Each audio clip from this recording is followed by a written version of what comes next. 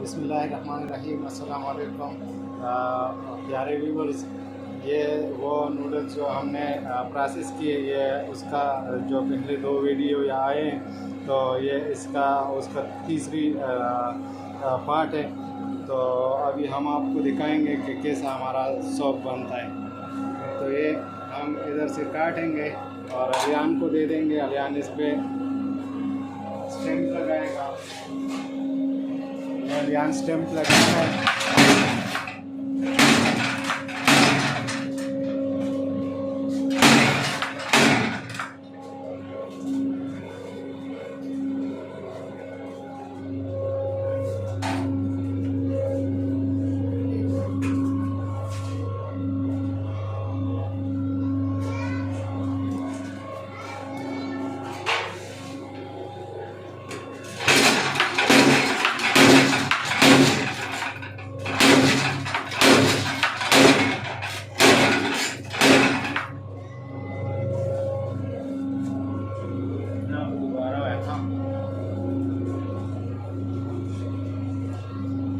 तो ये आप देखें, शाइन भी देखें।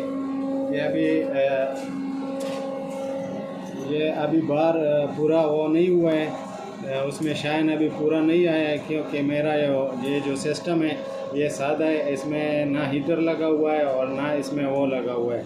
लेकिन अभी थोड़ी देर बाद इसमें शाइन इससे भी अच्छी आ जाएगी। तो ये हमारा साबुन बन गया, देखो।